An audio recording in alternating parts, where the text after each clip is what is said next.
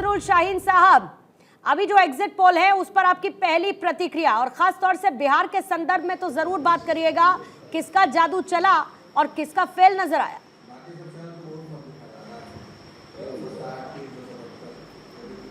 देखिए, हम तो पहले बिहार का बताएंगे।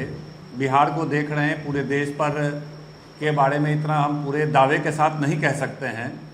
बिहार में पिछले 2019 के चुनाव में भारी अंतर से एनडीए की जीत हुई थी, लेकिन इस चुनाव में तमाम सीटों पर हमारी बहुत अच्छी बढ़त मिली है।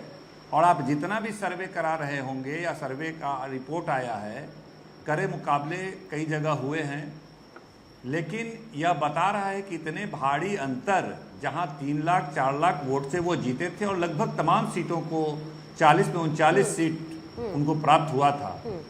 आज कई भी एग्जिट पोल है, कोई 10 दे रहा है, कोई 12 दे रहा है, कोई 15 दे रहा है। देखिए, पूरे देश में केंद्र की मोदी सरकार के खिलाफ लोगों में नाराजगी थी, हताशा था, निराशा था। 10 साल मौका मिला, अपार मैंडेट के साथ मिला, पूर्ण बहुमत के साथ मिला, लेकिन जो वादे किए गए थे वो सब तो पूरे नहीं हुए। महंगाई जिस तरह से बढ़ी, बेरोजगारी बढ़ी, और लोग चाह रहे थे कि इस बार परिवर्तन किया जाए, क्योंकि 2 बार मौका दिया गया है, अब इंडिया अलायंस को मौका दिया जाए।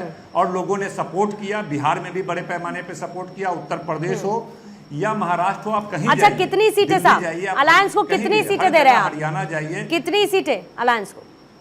पूर्ण बहुमत के साथ लगभग 300 सीट इंडिया गठबंधन को आने का हम लोग और का बिहार में इंटरनल सर्वे है, 300 सीट से कम हम नहीं आने वाले।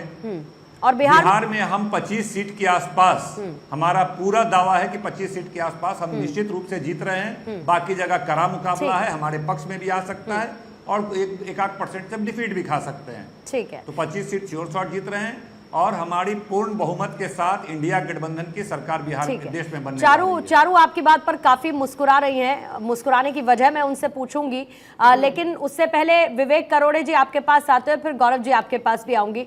विवेक करोड़े जी, जो कह रहे हैं इस वक्त आरजेडी के विधायक, उसी लाइन एंड लेंथ पर आप भी चल रहे हैं या कुछ निराशा लिए बैठे हैं एग्जिट पोल के ये आंकड़े देखने के बाद? देखिए, जस्ट मैं आपको दुरुस्त करता हूँ, मेरा नाम कोरडे है, विवेक जी, माफी चाहूंगी। It's okay, that is not important. ये जो बहुत मेहनत करके ये जो एग्जिट पोल किया है, वो जिन्होंने किया है उनकी जितनी सराहना करे उतनी काफी है। उनके निष्कर्ष से भी अगर हम सहमत हो सकते थे तो बड़ा आनंद होता था। हम इसके निष्कर्ष से सहमत इसलिए नहीं हो सकते हैं कि भले भाजपा के प्रधान प्रचारक ने, फिर वो मछली हो, मटन हो, मुसलमान हो, मंगलसूत्र हो, मुजरा हो, गाय हो, भैंस हो, ये सब करने का प्रयास किया। और उसकी वजह ये थी कि जो एश्योरेंसेस मोदी जी ने 2014 और 19 में दिए थे कि मैं महंगाई कम करूंगा, मैं बेरोजगारी कम करूंगा, महिलाओं की सुरक्षा के लिए कड़े इंतजाम होंगे, ये मुद्दों पर हमने इस चुनाव को लाया और आखिर तक वैसा के वैसा रखा। तो मुझे ये समझ में नहीं आ रहा है कि ये सर्वे वालों को किस टाइप के वोटर्स मिले। दूसरी बात ये है कि जो 19 का जो चुनाव था, तब भाजपा को 37% टोटल वोटिंग हुई। और आप कितनी भी चर्चा करें, मैं सुन रहा था कहाँ गठबंधन है, क्या है, फिर भी जो भी गठबंधन हमारा है, कहा हमने स्ट्रेटेजिकली अलग अलग लड़े हैं, हम जैसे वेस्ट बंगाल में और पंजाब में, हमारे गठबंधन के पास सबके वोट अगर हम इकट्ठे किए तो 60% के लगभग वोट हमारे पास है।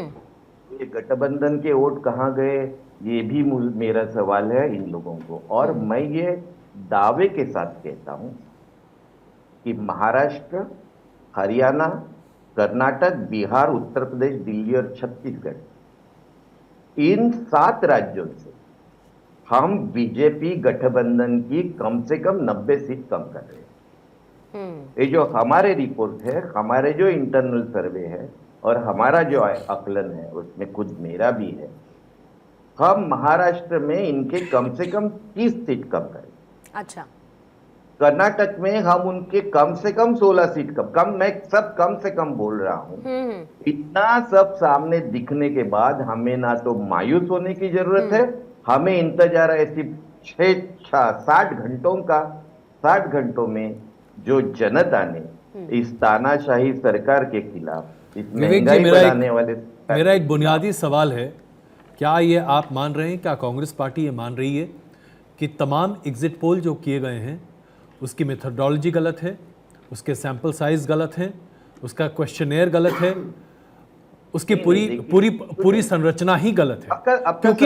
क्योंकि जो तमाम एग्जिट पोल हैं वो एक तरफ हैं, आपका आकलन एक तरफ। मैंने आपका सवाल सुन लिया, उसका जवाब मैंने शुरू में ही दिया है जी कि ये सवाल जिन्होंने बहुत परिश्रम लेके एग्जिट पोल किए हैं उनको मेरे है कि अगर सभी फ्रंट पर, महंगाई के फ्रंट पर, बेरोजगारी के फ्रंट पर, महिला सुरक्षा के फ्रंट पर और भ्रष्टाचार के फ्रंट पर भी जो मोदी जी के एश्योरेंस थे, प्रॉमिसेस थे, वचन थे, उस पर पूरा फेल होने के बावजूद भी और हमारे गठबंधन के लगभग 60% वोट होने के बावजूद भी, और ये सीधा सीधा दिखता है। देखिए, चुनाव में वोट परसेंटेज 2 और 2 4 नहीं कोई होता। आरोप नहीं ये तो मैं आरोप की बात नहीं कर रहा। देखिए, आरोप प्रत्यारोप से हम लोग कहीं आगे हैं। मैं please, we are having a discussion. तो चुनाव में कभी भी वोट शेयर 2 और 2 4 नहीं होते। कार्यकर्ता देखिए, कई तरह के स्विंग्स होते हैं, कई तरह के अलग अलग फैक्टर्स होते हैं। अभी तक तो ऐसा लग रहा था कि ये नो वेव इलेक्शन है, लेकिन अगर ये जो एग्जिट पोल के जो रुझान सामने आ रहे हैं, नतीजे तो है नहीं, रुझान ही है, इंडिकेशंस है, अगर ये है तो इसका मतलब मानना पड़ेगा कि मोदी वे बहुत जबरदस्त है। आप लोगों ने और इन सब लोगों ने बहुत मेहनत की है, कड़ी मेहनत की है इसके लिए। अगर मैं इनके जो रुझान, चलिए विवेक साहब, मैं इतना समझती हूँ आपकी बात से कि जो भी मेहनत हम लोगों ने की है इन एग्जिट पोल को दिखाते हुए, वो मेहनत आपके हिसाब से काम लायक तो कम से कम नहीं है।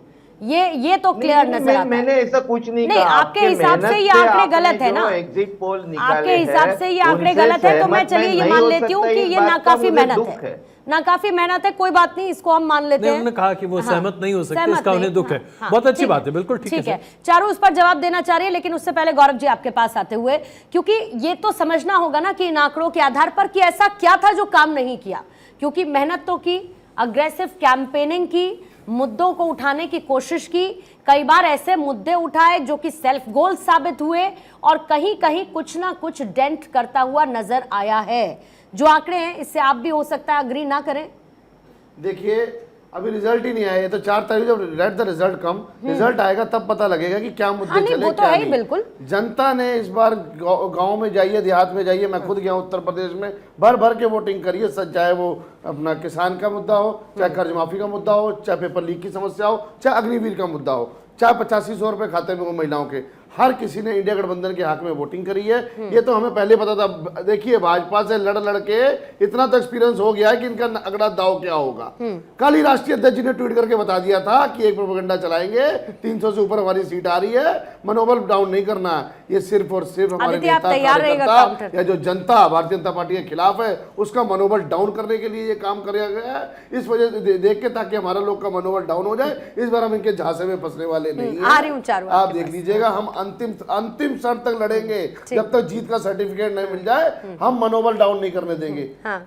आदित्य, आप बहुत इत्मीनान से गौरव जी को देख रही हैं, मतलब सच बोला मैंने तो देखने कोई ऐसा नहीं, वो ऐसे मुझे आदित्य के एक्सप्रेशन से जो समझ में आया वो ये कहना चाहती है। कहना क्या चाहते हैं आप, कहना क्या चाहते हैं? और मैं उनके एक्सप्रेशन से समझ इसकी सैंपल, भाई साहब भी बोल रहे हैं सैंपल साइज की बात, हमने खुद का सर्वे कराया, इंटरनल सर्वे 5000 सैंपल साइज से कराया है। हमारी उत्तर प्रदेश में 50 सीटें आ रही है, 50 सीटें आ रही है, 50 सीटें उत्तर प्रदेश में आ रही है हमारी। आप देख लीजिएगा। हाँ, चारू कुछ करें। हाँ जी, गौरव जी, आप अपने आंकड़े बता रहे हैं, क्या अखिलेश जी के आंकड़े आपने सुने नहीं? क्योंकि कल अखिलेश जी ने कहा था उत्तर प्रदेश में इंडिया अलायंस की 35 सीटें आ रही हैं, लेकिन आज अखिलेश जी ने ही कहा है इंडिया अलायंस की 25 सीटें आ रही हैं। तो इस अनुसार हर एक दिन आपकी 10 सीटें अलायंस की कम होती जा रही है। आपके नेता के अनुसार, ये मैं नहीं कह रही, अभी सर्वे रिपोर्ट आई है, उसमें 50 सीटें हम जीत रहे हैं, जिसमें 5000 सैंपल साइज था। गौरव, आपके बीच में मैं बोली नहीं, देखिए 5,000। आपको आपत्ति तो हो रही होगी कि आप ही के नेता अपना बयान रोज रोज बदल रहे हैं। ऐसा कुछ मैं नहीं केवल है, आपको अभी रिपोर्ट फाइनल आई है, जो रिपोर्ट अभी आई है मैंने आपको बता दी है।